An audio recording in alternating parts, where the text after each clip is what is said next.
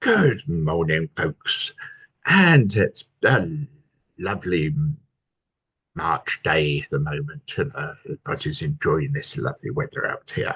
But do stay with us, for we have an interesting hour for you to listen to and maybe participate in. Our friend David Mowat is going to speak to us today, and his title is an intriguing one. How How do we love enemies? A very religious type title, you might agree.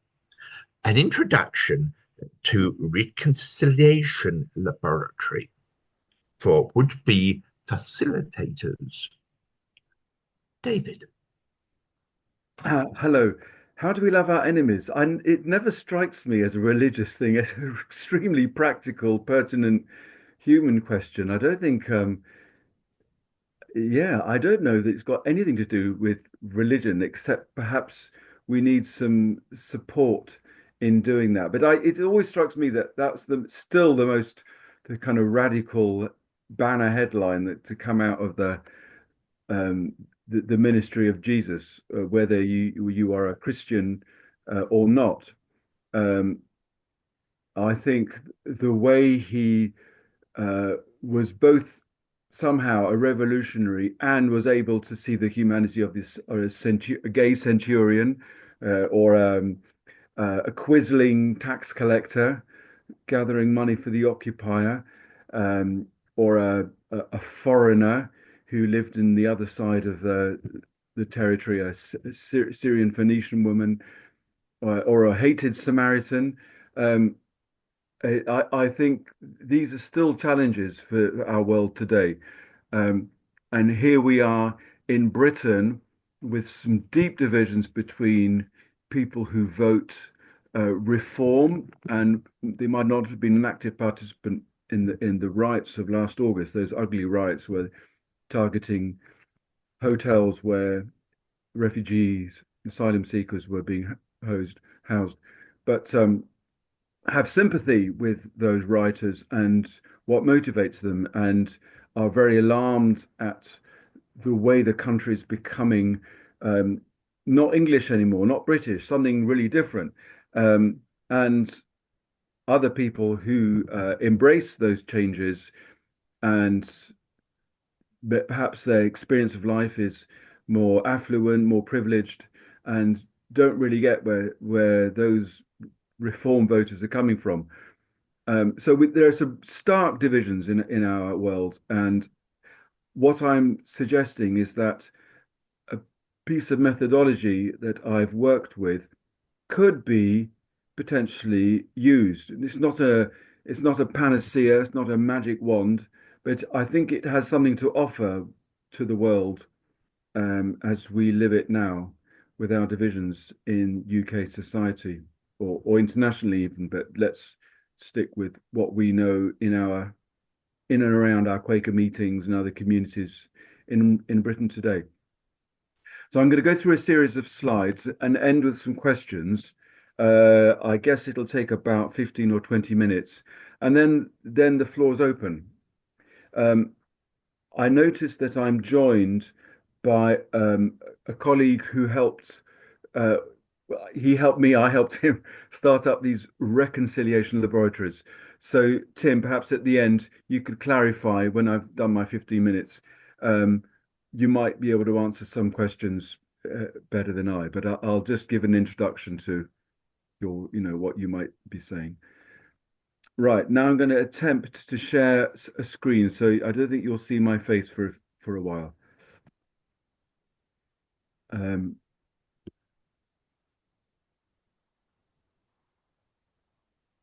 Here we go. I'm now screen sharing.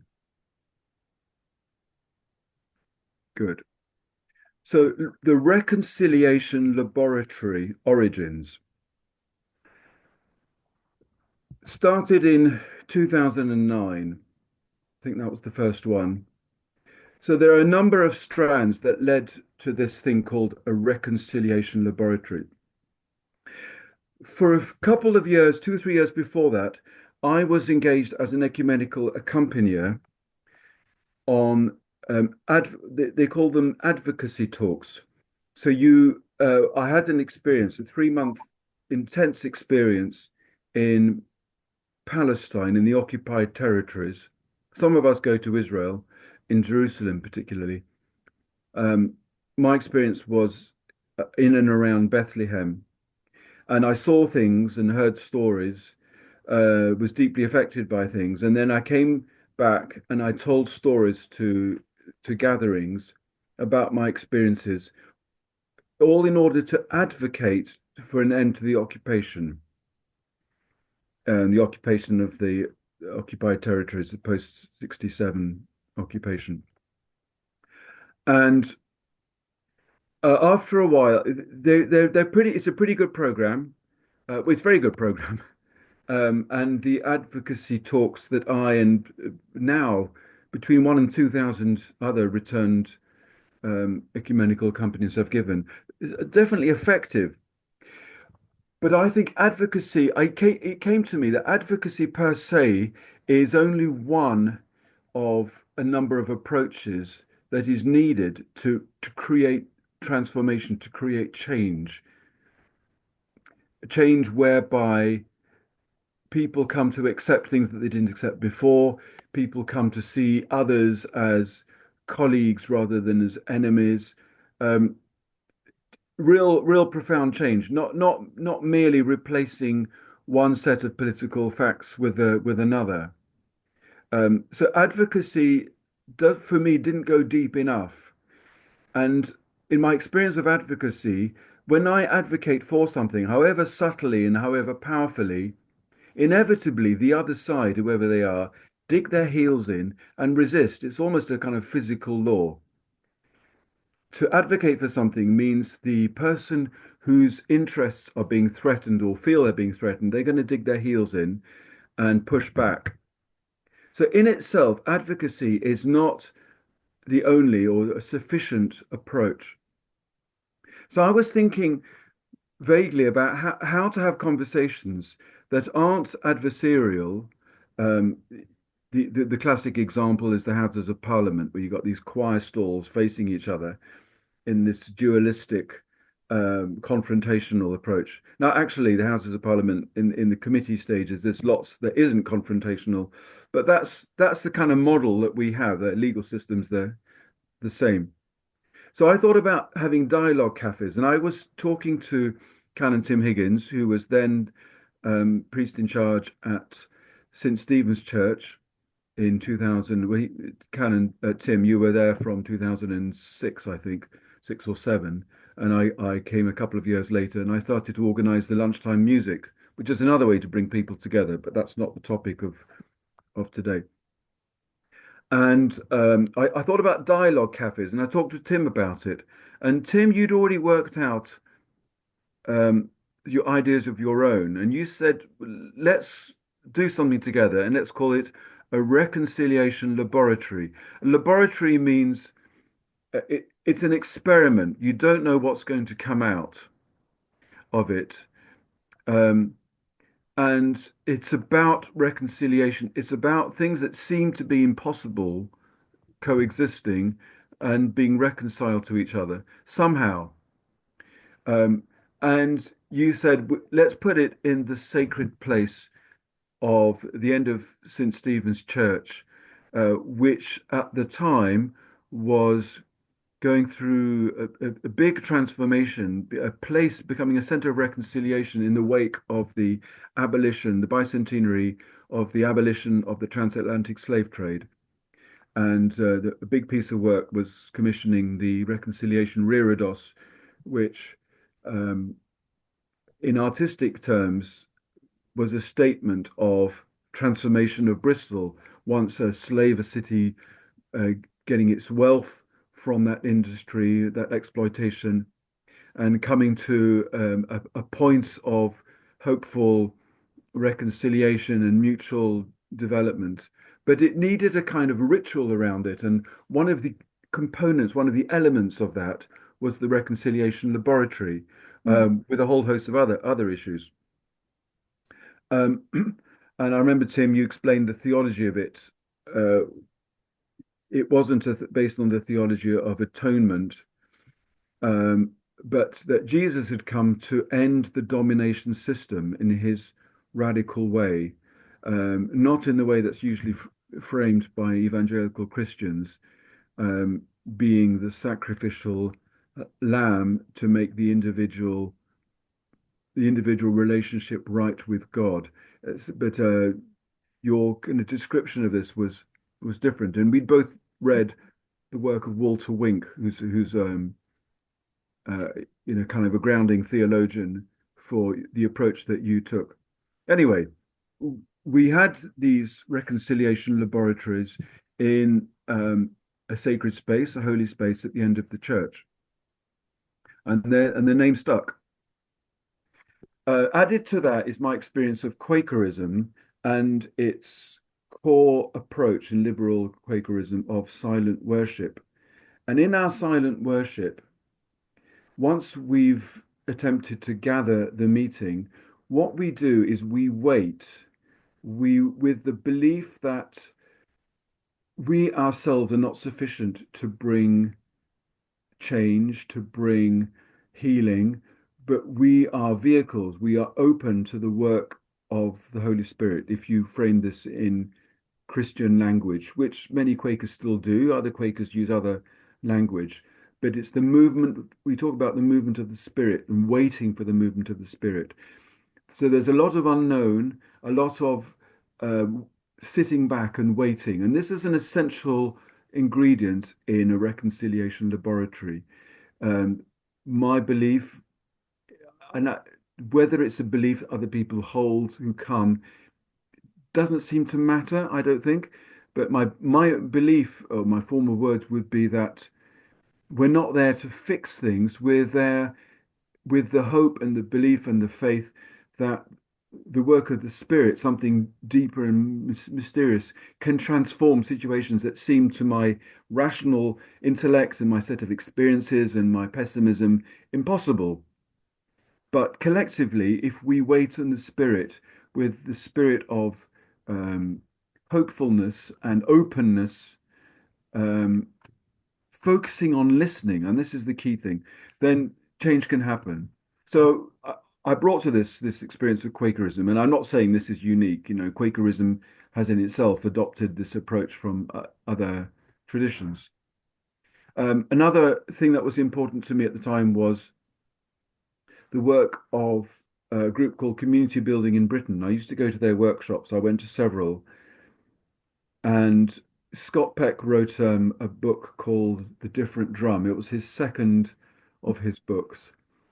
And he came up with a theory of community formation, which starts with a sort of human process that communities intent on building something go through. One of the models he looked at was AA, Alcoholics Anonymous. Um, And he said broadly there are four stages. There's pseudo-community, everyone's nice to each other, over a cup of tea and very pleasant and looking to the best of the other. But he says that's superficial, and that no real community is based on that. Um, what you need to do is get into conflict, which is a truthful reflection of the state of play. And in conflict, I am consciously or unconsciously trying to convert the other, and they are doing the same to me, to my point of view. The focus is on my point of view, my rightness. The other people are wrong, and I need to somehow get them to my point of view. It's a kind of boxing match. Conflict is, but it needs to be revealed. It needs to be apparent. Um, at a certain point in conflict, the participants in these human communities realize the futility of what they're doing. And um, this stage, Scott Peck calls emptiness. And again, it's an absolutely critical part of true community. Um, I think we know this in our Quaker meetings. It's a point where you just give up. You give up your will, your ego, You may have despair. There may be tears. Often there's prolonged silence. And the next stage, and it's not inevitable. Of course, people can and do revert back to conflict because it's very hard, very uncomfortable to be in this place of emptiness. But if you can live with it and sit with it, the next stage is true community, and he describes it in spiritual terms as an act of grace. It's not our doing, but it emerges. It's an emergent thing. Um, so that theoretical four-stage model is important to me in describing the work of the reconciliation laboratories, even if each laboratory is itself an imperfect and doesn't fully reflect that. And then I'll just add a fifth element to this story of the formation of the reconciliation laboratories, which is restorative justice. Someone in the room here, Marion Liebman, is a practitioner of this and knows far more than I do. But again, it's a belief in the transformative possibility when there's been wrongdoing, violence, transgression. There are processes which can bring to healing, which involve admission, telling the story. The Truth and Reconciliation process in South Africa was a more or less sort of wide social version of restorative justice. Imperfect, but kind of definitely on those lines. Okay, so that's the origins. I was going on to the next slide now. I'll try and move. David, Yes. it's Hattie here. A couple of things. Um, what we're seeing often is a sort of wobbliness, probably, of your computer screen, which is a bit weird. And then the other thing is, could you adjust the screen, please, so I can lip read all the time? That would help. Thank Okay. you. If I know how to do that, I don't know how to do that. Are you on a laptop? You are screen sharing, yes. Have you seen these points I've made, these 5 points? Oh, yeah. Yeah. Right, okay. But the screen needs to be tilted. Hattie's suggesting you lower your camera a little bit. Yeah. That's Like that, is that better? No, that's Yeah, thank you. But Okay. the whole time the screen's moving, is it your unstable table or It's on on your... my knees. That's probably what it is. I'll try not to move my knees. Sorry about that. Right, David, I'm clicking the right arrow to click on. It worked before. Now nothing's happening. What should I do? You're muted. Yeah. Click on the slide so that you're in the slide app rather than in the Zoom app. There you go. Right, great. Okay, I need to click on it. Thank you. You can I'll you try can not now to move my knees. Can you see it? Can you see it well? the slide, yes. Good. Reconciliation Laboratory aims. Sorry about the typo.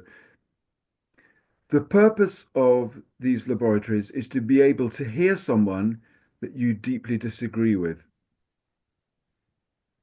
to be safe enough to tell your own story and to be heard. Hopefully, and it's not it's a hope for outcome if the setup is right, to reach some understanding and empathy for another person that perhaps you didn't have before. And to reiterate what I said earlier, to allow space for miracles, for the spirit, for something unexpected to happen. To come with an open mind and an open heart as much as you can. So those are the aims of the Reconciliation Laboratory.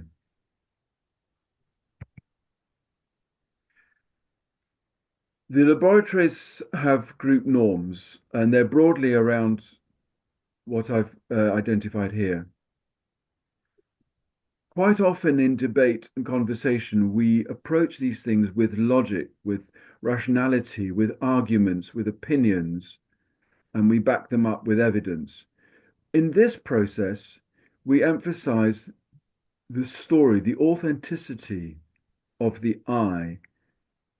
So we ask people to speak as I and not to generalize. If people do begin to generalize, the facilitator might intervene to bring them gently back or forcefully back to what is their experience. An experience of a person, a true, genuine experience of a person, is not something to be argued with, it's something to be heard.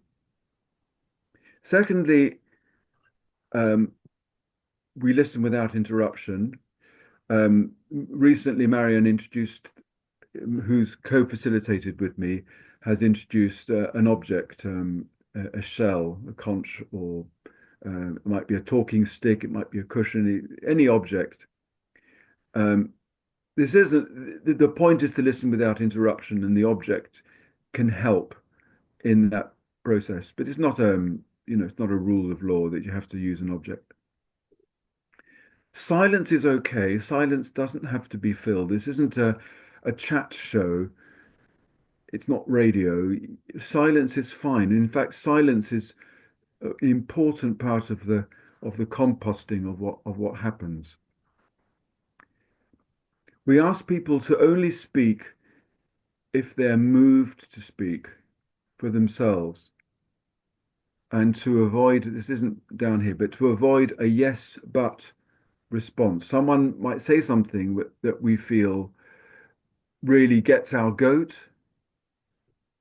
We're asked to not jump in with my opinion to refute or respond to the other person, but only speak if you're moved to speak. So the getting your goat bit, the annoyance you might feel at what someone, that's valuable because that can trigger a sharing. After the event, we say, if you share what's happened to outsiders, do not reveal, share it in such a way that doesn't reveal anyone's identity in the group. Those, broadly speaking, are the group norms. Crucially, there are facilitators. So just here's some points that the facilitator does.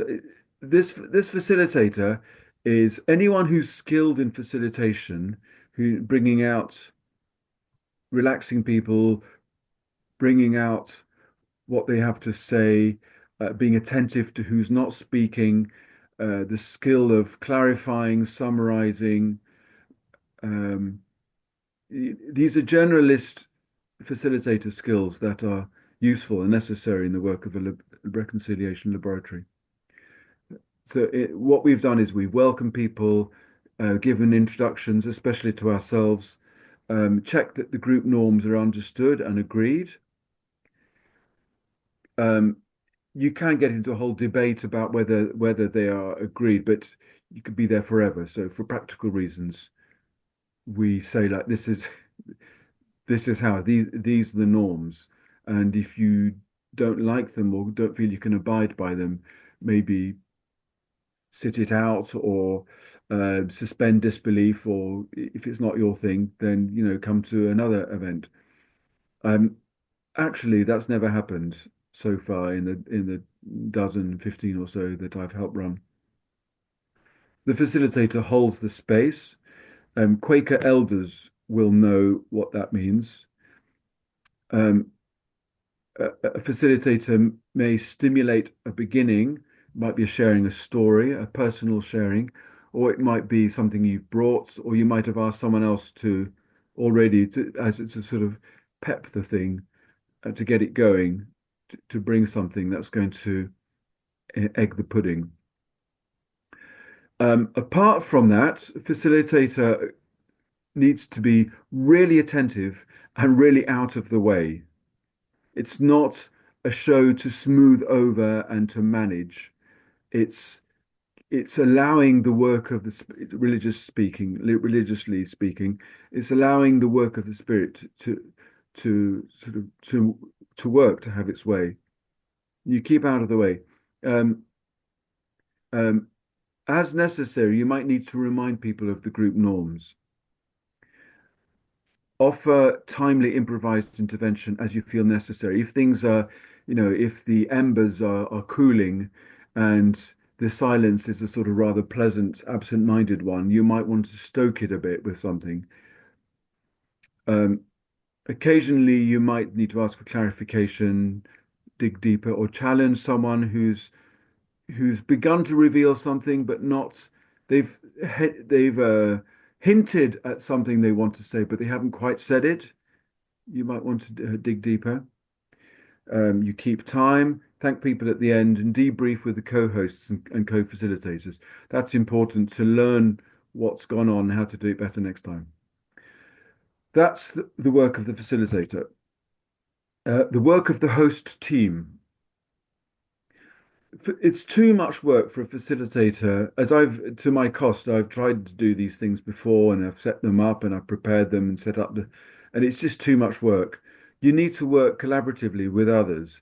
The host team needs to choose a setting that's acceptable to a range of people. An example of a host team, well, St. Stephen's Church itself, at the time, Canon Tim and since. And recently, Bridges for Communities in Bristol has hosted a very similar process to this and asked Marion and I to help. I can't remember, were you there? I can't remember if you were there, Marion, in September. We did one really soon after the awful riots of last August. So you need to choose a setting that's acceptable to a range of people because you want to get different people there.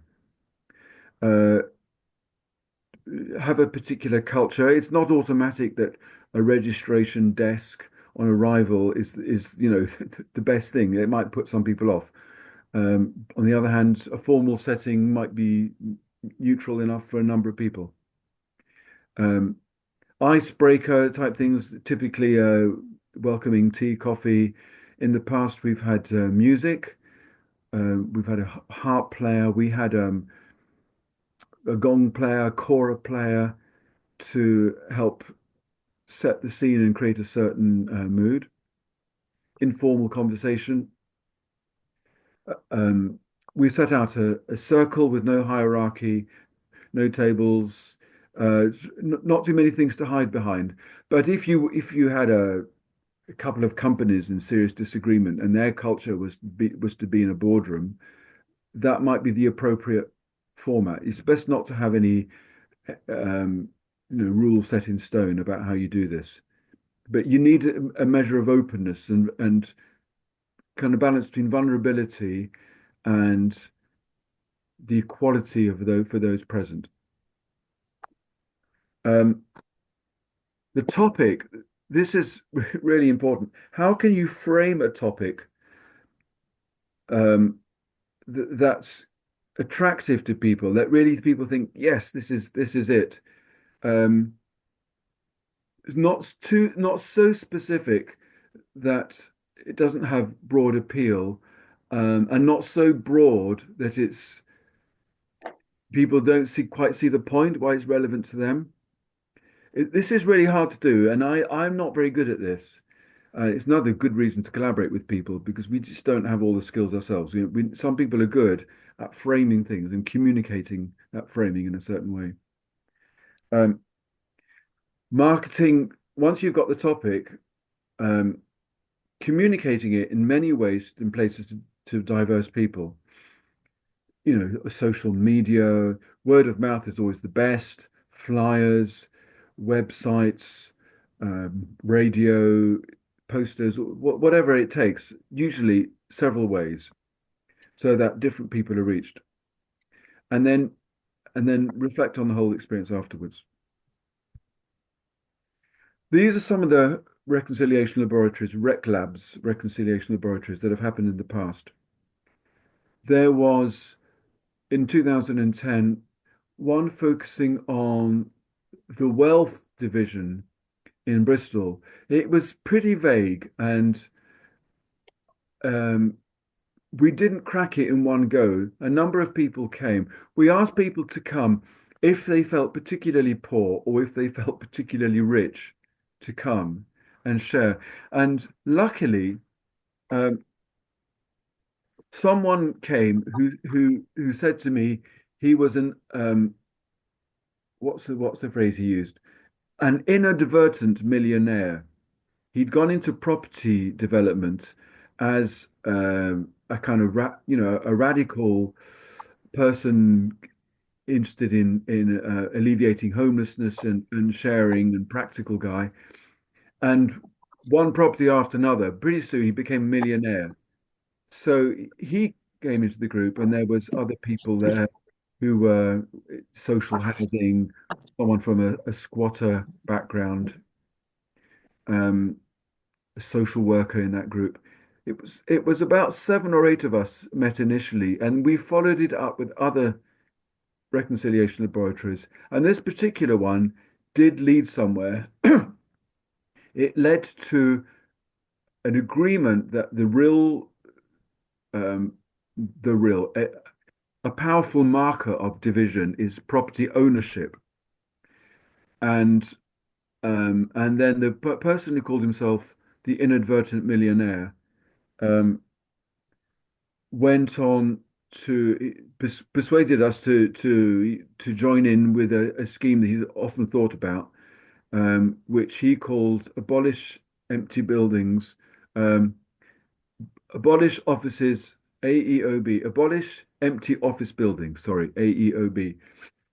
And this had a practical outcome from one of these open-ended, um, not target-driven, not fixing reconciliation laboratories. Down the road, it did lead to something, and it led to the conversion of a commercial building. We raised loads of money through a share offer. Bristol Quakers were very involved, and later Bristol Quakers were very involved in the keeping the show going when the committee had real difficulties in organising itself. And the outcome of that has been a social housing project for about 10 people. I think there were about 8 flats made from this commercial building. 2014, 15, that was finished. Another one came out of the Tesco riots, um, of so-called Tesco riots of 2011 in Stokes Croft. That was pretty powerful and rich sharing. We had a member of the public who was badly injured by a police dog. We had some revelers. We had a squatter who was imprisoned for him taking part in the riots. We had local councillors. We had a shop owner whose shop was damaged by the rioters. Um, it was a very rich sharing. It didn't lead to a very practical outcome except the tabling of some questions at a council-run community consultation event some years later, to the police. But it was very rich sharing. We've had several sharings around Israel and Palestine, particularly around Gaza last year. We had 2 sharings. The first one was particularly powerful, I think. And then we had things that didn't particularly work well as reconciliation laboratories. So we had one in 2016, just after the Brexit vote, and the Remoners, there were a lot of us pro-Europeans, a lot of us. There were 7 or 8 of us came, but none of the Brexiteers came. They weren't interested in. Obviously, they're kind of celebrating their win and didn't want to share. But that is still, to me, that remains pertinent. That still remains. Perhaps if we held one now, you might get some real interesting stories to be shared. I mentioned Gaza, and I'll show you in the next slide some wording that was used to bring about the Gaza session. Assisted dying session happened very recently, last week, in fact, and it was what can I say? It was a rich and warm and interesting sharing, but broadly speaking, people came from the same perspective. The hope was that you would have people with very different perspectives to the whole assisted dying issue as was debated in Parliament.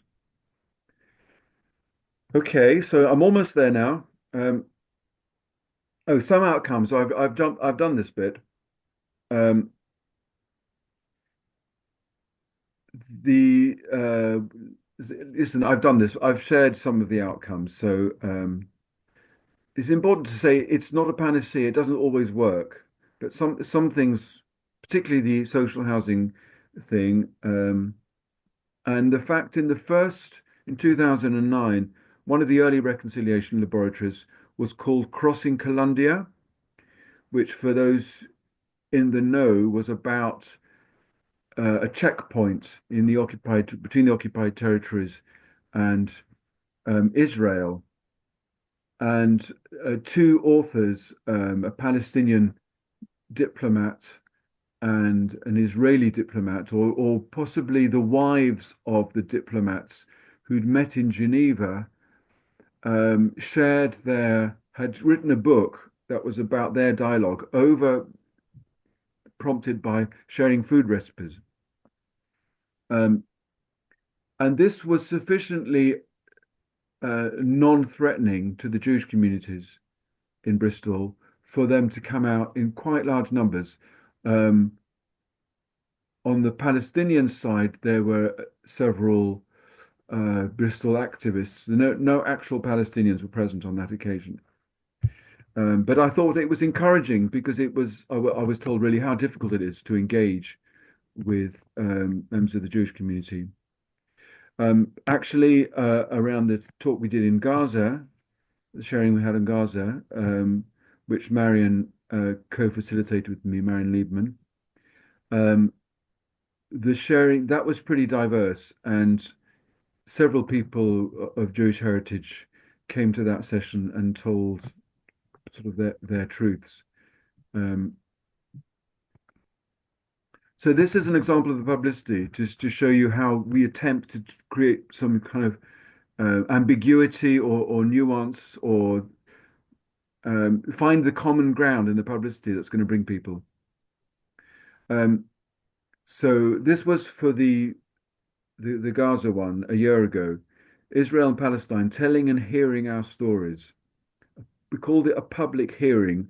We didn't use the word reconciliation laboratory. It's never been a particularly, kind of marketing friendly term. I think it works for me personally, but public hearing is more, in the public domain. So we called it public hearing. Are you personally impacted by the Hamas attacks and the war on Gaza? So we want people to tell their stories. What's the effect on you?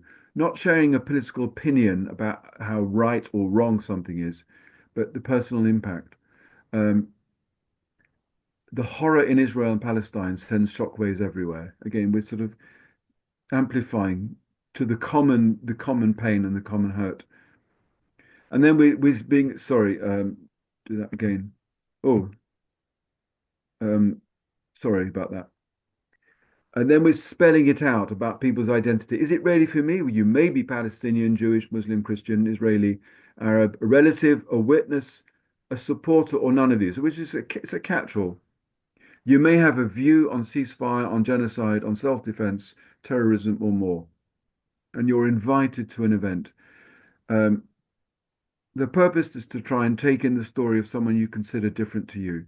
So this is how we're trying to communicate a reconciliation laboratory to others. We had two sessions. They were both good. The first one particularly diverse and powerful. So this is where I want to end. Of course, your questions and comments in the last, 15, 20 minutes can take us in any direction. Polarization is eating away at society. How can people who blame immigrants for their woes and those who blame the ruling class and racism hear each other? Not so much their opinions, but what lies beneath. Is bringing such people together in a reconciliation laboratory a worthwhile exercise? How could the question be better framed? What topic, what particular focal thing would draw these diverse people to the one event?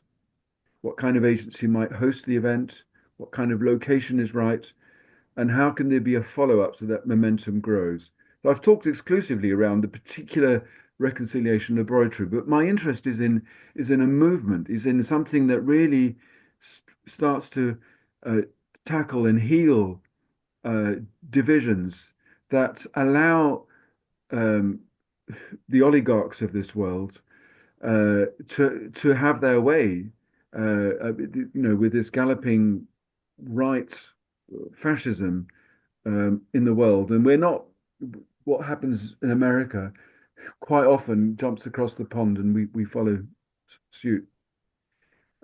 Anyway, enough from me. I'm sorry I've taken so long, but we can always follow up with other things later. And this is going to be on YouTube, so this talk will be there to stimulate future follow-ups. Thank you very much for bearing with me. Bye bye. Well, not bye bye. Open to the floor. Thank you, David.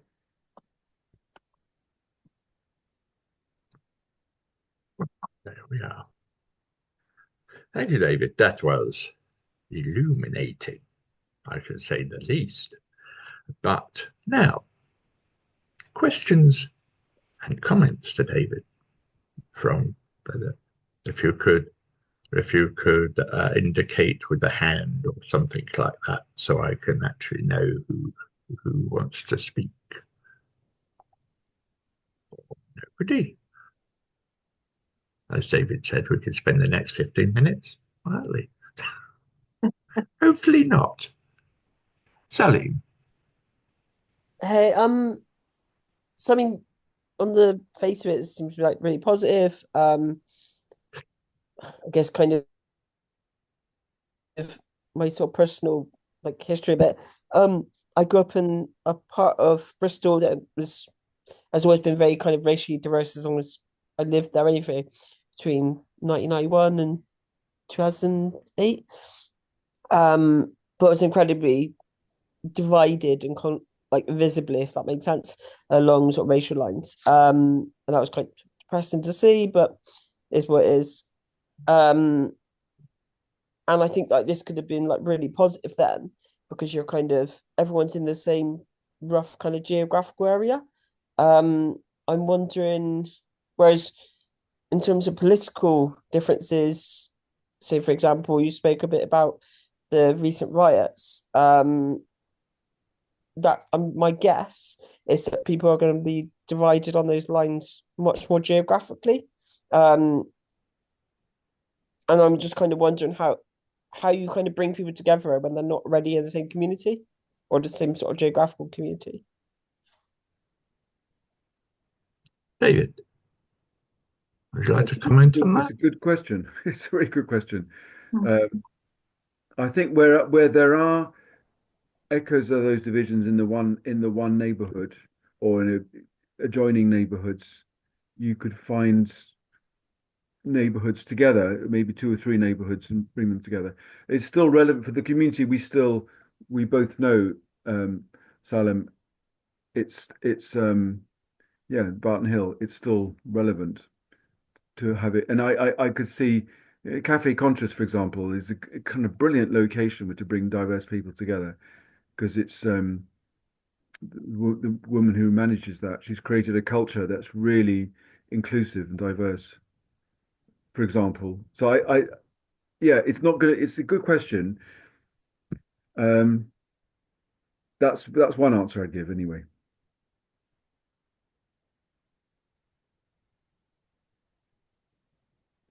Marion. You're muted, Marion. Yeah, I mean, one of the things that seems to have been happening recently is that things are kind of more polarized. I know I find this sort of quite upsetting, and I know you do too, David. But it's sort of quite remarkable that the kind of middle ground that there used to be just seems to have disappeared, and people are kind of busy, kind of planting their flags and voicing their opinions. And it seems to be, I kind of feel the stuff that I've been doing for so many years, kind of mediation type activities, is just deeply unfashionable. And nobody can be bothered with it because they just want to, I'm just curious about why things are so polarized.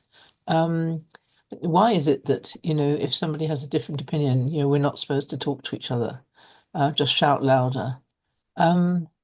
It's just very, very curious somehow, and I don't know, because you've made a big study of this and spent a lot of time on it, whether you have any kind of ideas about that, because it could also inform as to how one goes about healing some of those rifts. But it seems to kind of be very, very difficult because it's not a fashionable thing to do. I've got some ideas about why that's come about, but does anyone else want to answer that? I don't want to answer it, David. I just want to.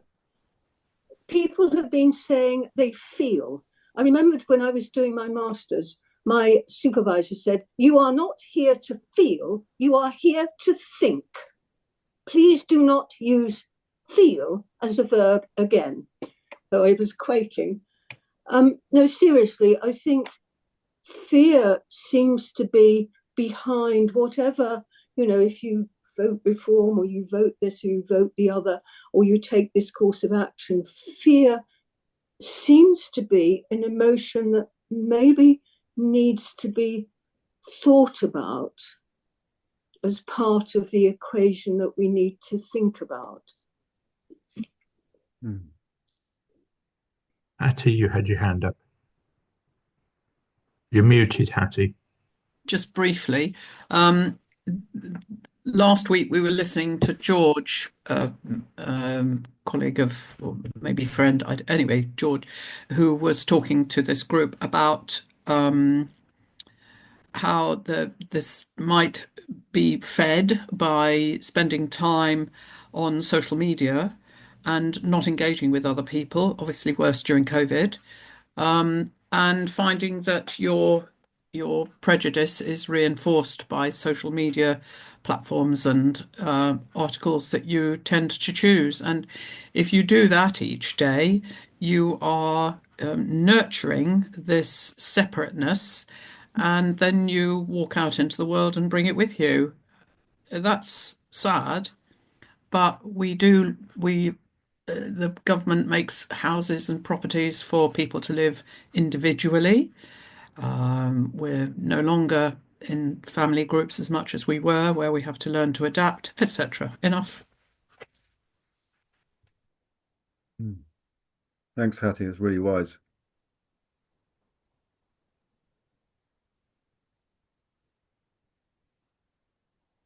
Just to add to Hattie, I think humans need to feel safe. And one of the ways to feel safe is in our belief systems, what we feel is right and what we feel is wrong. And if social media and our chosen feeds reinforces that, it gives us a feeling of safety. So that's the normal. That's the human need, is to feel safe. The way it's being provided is what Manfred Max Neef would call a pseudo satisfier, because actually polarization in the long term makes us more unsafe, but it makes us in the shorter term feel safer, more certain in our mindsets.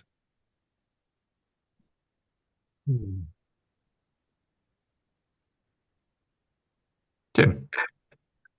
First of all, thank you, David. Thank you for the invitation to be here. I had no idea that I was joining an already operating group, as it were, so I feel very welcome. Thank you. And thank you also for, if I may say this, incredible faithfulness. And it has always been a joy to reflect on the work that we did together, and I feel kindred spirit in everything that you've said, and hugely encouraged. Actually, I kind of feel that in light of comments that have just been made, processes like the reconciliation laboratory are even more, I'm sure everybody will agree, even more necessary because of this gap, polarization, binary stuff. Anxiety and mental health issues are in the news, especially amongst young people. And we've already borne witness to that just now.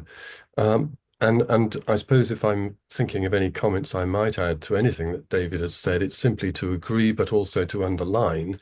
Right at the beginning, there was this thought about whether this is a religious act. Like many of us, I'm very fearful of the whole language of religion, organized religion in particular. And I think the currency of spirituality is far more helpful to us. And so what we're doing with, I think, is precisely what David has been saying, that we are acting in faith towards transformation, which happens in spaces together. I love the expression, give grace a chance. And this is one of the chances of creating a space. And so the ritual act, however it's put together, and David has lots of ideas about how this can be done, stepping over a threshold into what many would call a liminal space, is where transformation stroke miracles can happen.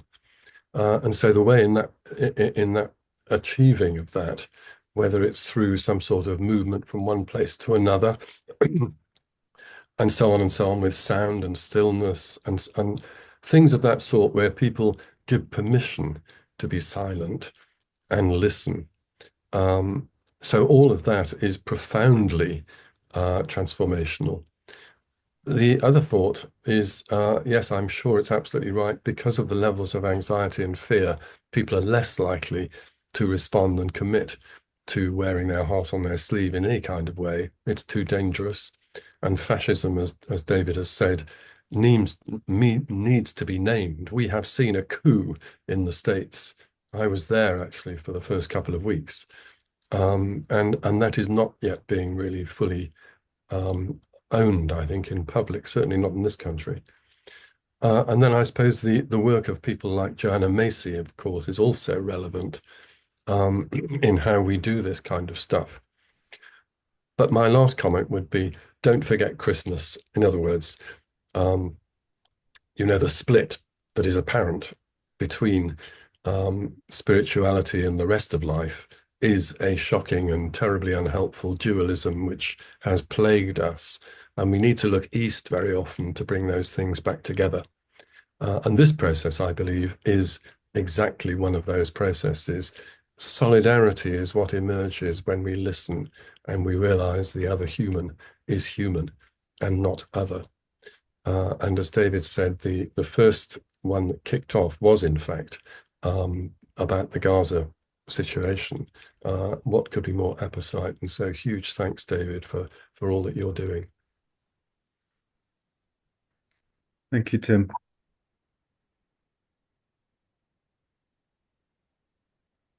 Salim, you still got your hand up.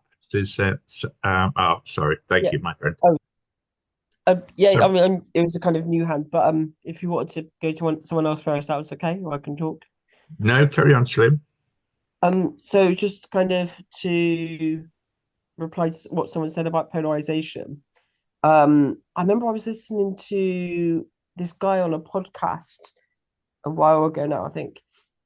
He was a videographer for that worked for Tommy Robinson. Because he's after he became sort of radicalized by the far right and kind of started to get involved in all that and stuff. And he was talking about how he got radicalized into all that.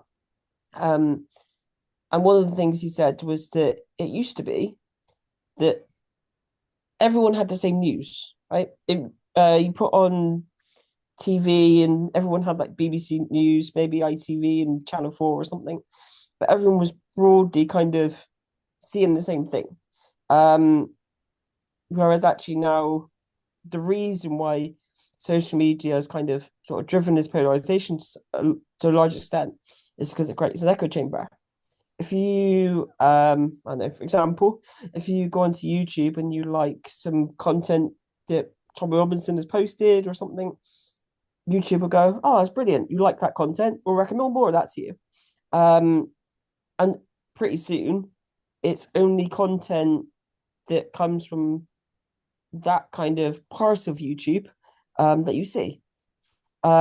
Whereas it's not just kind of on the far right or whatever, you'll see on the other side. You see like people who, I don't know, for example, they might read like our media like I do. The vast majority of the content they see will be kind of from that part of YouTube. And so they never, the two groups never kind of meet, and you kind of and also, so when someone like, for example, Donald Trump says, sort of comes out with sometimes that not necessarily the truth, or kind of don't seem to be the truth, his followers will believe that because they're not looking at anything else that will kind of refute that. There's no BBC News that will go, oh, actually, this is what X person has said, this is what Y person has said, this is the reality. Thank you. I've noticed in America that the what they used to call the shock jocks, these people who produced a radical view, and nowadays a number of these groups have been financed by very, very rich Americans and millionaire Americans, Peter Thiel, I think, being one of them. The name you may not have heard of, but and the frightening thing is that this type of finance and this type of person could start to influence the internets of England, of Great Britain, which I think is a little concerning, because I will tell you for instance on that. My brother looks at the internet quite a lot, and one of the groups he was interested in, he started to, this person says this person says that type of thing, until it was informed to him that this was a very right-wing organization that was putting forward these types of things. And he found that rather awkward. And it had to be a number of people like me and a few of his friends said, look, mate, we're not going to speak to you if you carry on with that very, very right-wing nasty stuff. We're just not going to speak to you because that this is not on. And he stopped doing it, basically. He stopped posting these viral, nasty right-wing views. And it's discussion. It's saying to people, you may believe that, but I don't. Have you thought about this, this, and this?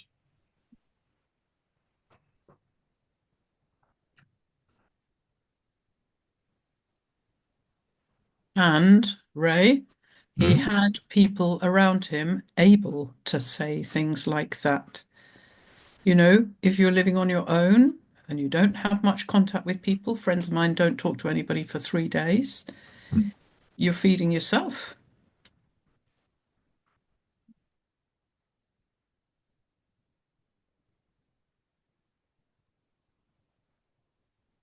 David.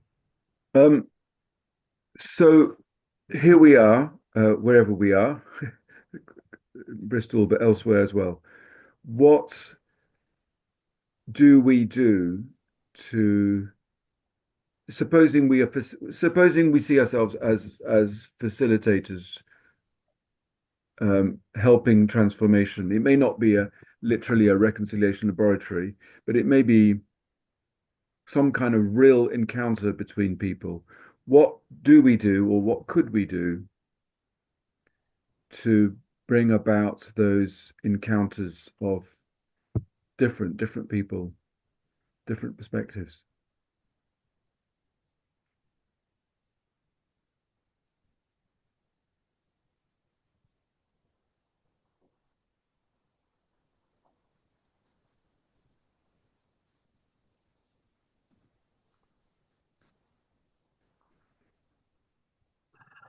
Hmm.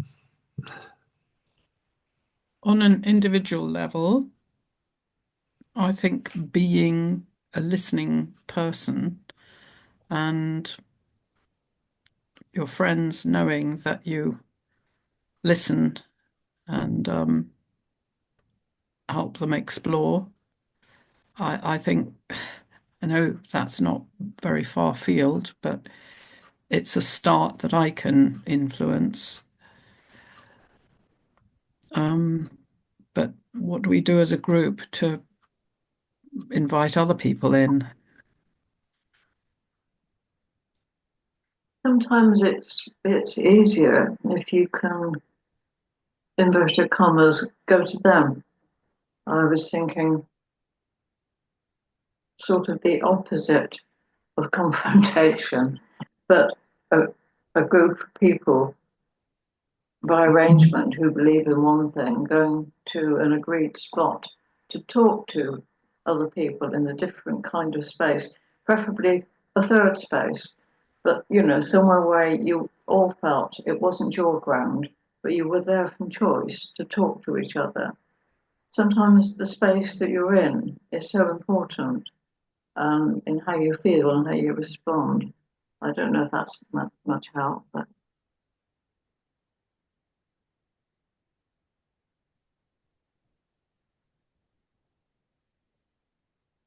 I've thought a lot about that, Patsy. I think you're absolutely right. Um, there's that lovely poem by Rumi, which a lot of us know. There is a field beyond right and wrong. You go to a place where everyone's uncomfortable, or just beyond that place. So, strangely, I've often thought Weatherspoons would be quite a good location for that. Um, since I've had Zoe, um, Zoe's quite a fussy eater and quite conventional. She likes her English stuff, and also, we haven't had a whole pile of money for her growing up years. So I find not the beer's good. So I like Weatherspoons for that. I'm fully aware of the politics of the owner, um, and I see the people around me, and they're not people, who have the same life experience and opportunities that I have. Um, but it's to me, it's a genuine meeting point. I don't know, a Morrison's Cafe. There are places out there, if we think about them, which are not wholly owned by one or another, or they're more, like you say, Patsy, more, let's say, in massive danger of stereotyping, that there might be a fair number of Reform supporters who meet in Weatherspoons, who just are there and they feel comfortable there. That's the point. You need to be in places where the people you want to meet feel at ease. It's what's going to put someone at ease. Churches traditionally did that, but hardly anyone goes to a church now. It's a barrier for everybody. But it needn't be. Some churches are reinvented.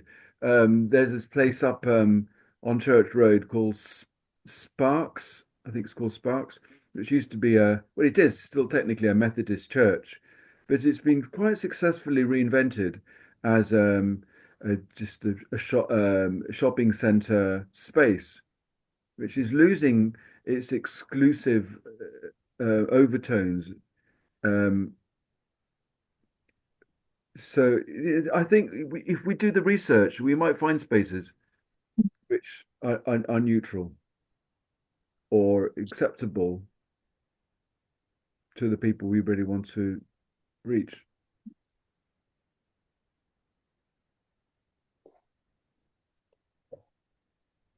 I'm thinking of a blessing that I once heard and therefore use sometimes when I'm thinking about being comfortable.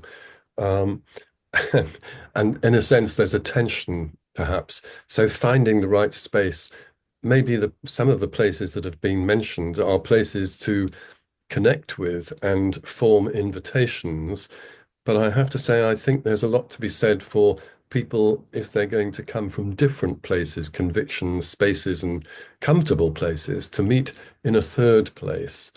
And some church buildings, when they've been repurposed in particular, can offer that kind of unusual space. There are others, of course, but it does, I think, especially if it's following the kind of thing that David's described, reconciliation, laboratory stuff, it does need to be able to bear this transition from ordinary time into deep time, to use some language. So that transition and liminality needs to be achieved. And I'm not convinced that Wetherspoons on its own might do that. Yeah. But it's, it's certainly a place of connection. I couldn't agree more. You want to come in again, Celine? Yeah, so I was to say, so yeah, first of all, like 100%, you sort of need to go to where people are. I mean, where I live, there's David, I know there's a sort of LTN, sort of liberal neighbour, low traffic neighbourhood thing, just kind of being quite divisive in local community. And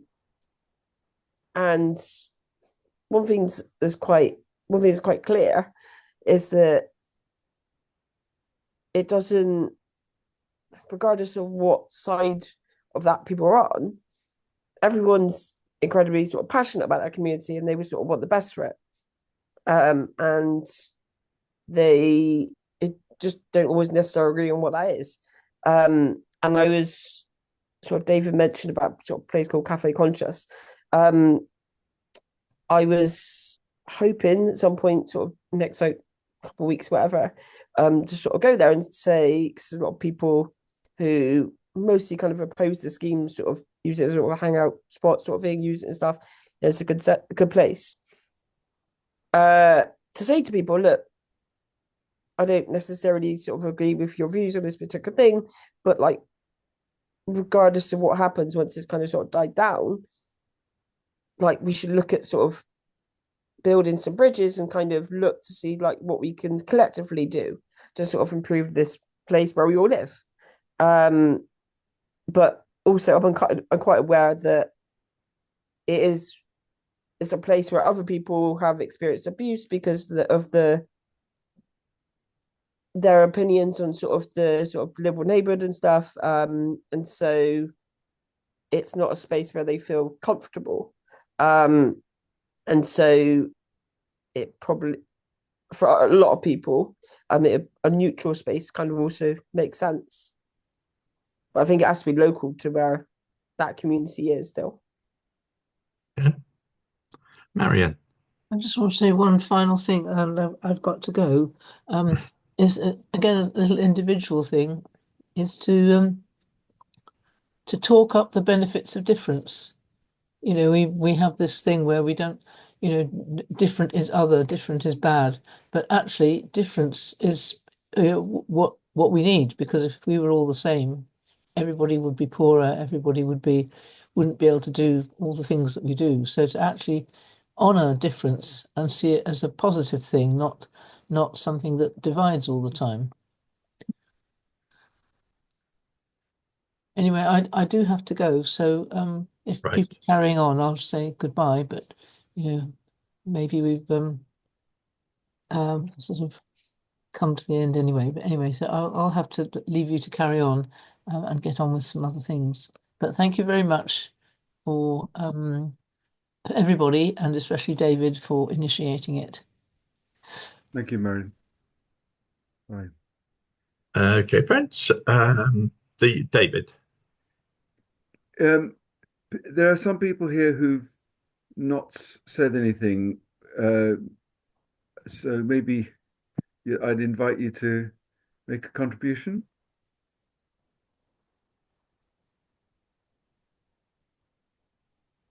Not a force, but No, I want to say thank you so much for today. It's been really, really interesting. I'm deeply interested in listening spaces and conflict resolution and mediation, and so I've just been absorbing it in as yeah, we're very grateful to have been here. Thank you so much. thank you. Okay, friends. As it is 1:15 the hour now, I am sure some of you are looking forward to your lunch or going off and doing other things on this Friday. So next week we have something rather different. In this one, our friend Kate Cashmore will be speaking. And she will be speaking of growing up in Borneo. Something very different. I know Borneo. I've heard of Borneo, but I wouldn't know anything else about it to tell you. So do come and listen.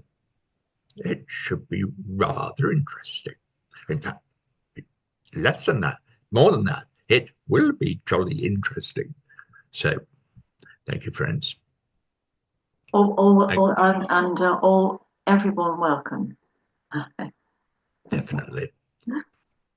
Tell your friends. Tell the cat. Good afternoon. Thank you very much.